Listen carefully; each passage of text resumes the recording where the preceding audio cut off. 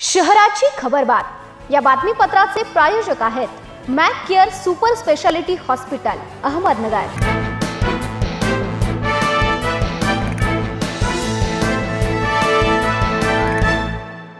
प्रेक्षको नमस्कार, मी दिशा न्यूज 24 यात्रेमध्ये तुमचं स्वागत। पाहूया अहिल्यानगर शहरातील महत्त्वपूर्ण बातम्यांचा आढावा शहराची खबरबात मध्ये। मतदार यादी अद्ययावतीकरण व मतदार मॅपिंगच्या महत्त्वाच्या निवडणूक कामकाजात हलगर्जीपणा केल्याचा आरोप करत नगर महानगरपालिकेतील एका कर्मचाऱ्याविरुद्ध तोफखाना पोलीस ठाण्यात गुन्हा दाखल करण्यात आला आहे। राजेंद्र फुलारी असे गुन्हा दाखल झालेल्या कर्मचाऱ्याचे नाव आहे। या संदर्भात सुनील नेटके यांनी फिर्याद दिली आहे। ते प्रेमराज सारडा कॉलेजमध्ये ग्रंथालय लिपिक म्हणून कार्यरत असून सध्या 225 नगर शहर विधानसभा मतदारसंघात मतदान केंद्रस्तरीय अधिकारी पर्यवेक्षक म्हणून कार्यरत आहेत।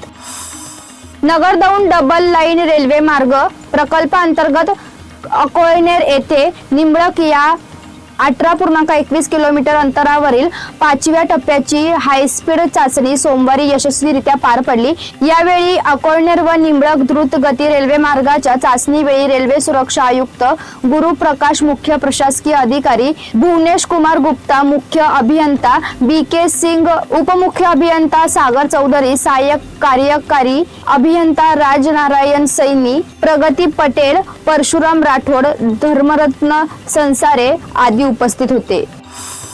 काही जादू करून पैशाचा पाऊस पाडतो असे फसवणूक पीडितेवर लैंगिक अत्याचार केल्याच्या गुन्ह्यात जिल्हा न्यायाधीशांनी एका भोंदूबाबाला दोषी धरीत 10 वर्ष सक्त मजुरी व 43,000 दंडाची शिक्षा सुनावली।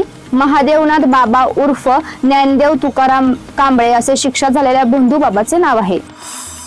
गेल्या 4 वर्षापासून रखडलेल्या विधान परिषदेच्या अहिल्यानगर स्थानिक स्वराज्य संस्था मतदारसंघाच्या निवडणुकीचा बिगुल अखेर सोमवारी वाजला।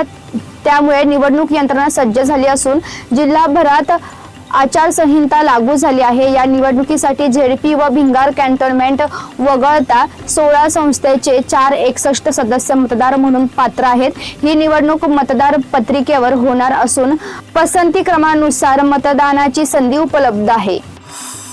अहिल्यानगर जिल्ह्यात प्रथमच मोठ्या प्रमाणावर संरक्षण साहित्य उत्पादन उद्योग उभा राहत असून शेडी येथील सावळी विहीर औद्योगिक वसाहतीत उभारण्यात आलेल्या तोफगोळा उत्पादन प्रकल्पाचे उद्घाटन येत्या 23 मे रोजी संरक्षण मंत्री राजनाथ सिंग यांच्या हस्ते होणार आहे। मुख्यमंत्री देवेंद्र फडणवीस कार्यक्रमाच्या अध्यक्षस्थानी असतील। या प्रकल्पामुळे जिल्हा देशातील महत्त्वाचे संरक्षण उत्पादन केंद्र म्हणून विकसित होणार असल्याची माहिती जलसंपदा मंत्री तथा पालकमंत्री राधाकृष्ण विखे पाटील व ग्लोबल फोर्ज लिमिटेडचे संचालक तथा चेअरमन रविकांत यांनी शेडी येथे पत्रकार परिषदेत दिली आहे।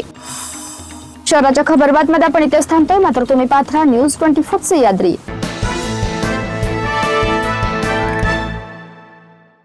या बातमीपत्राचे प्रायोजक होते Mac Care super speciality hospital Ahmednagar.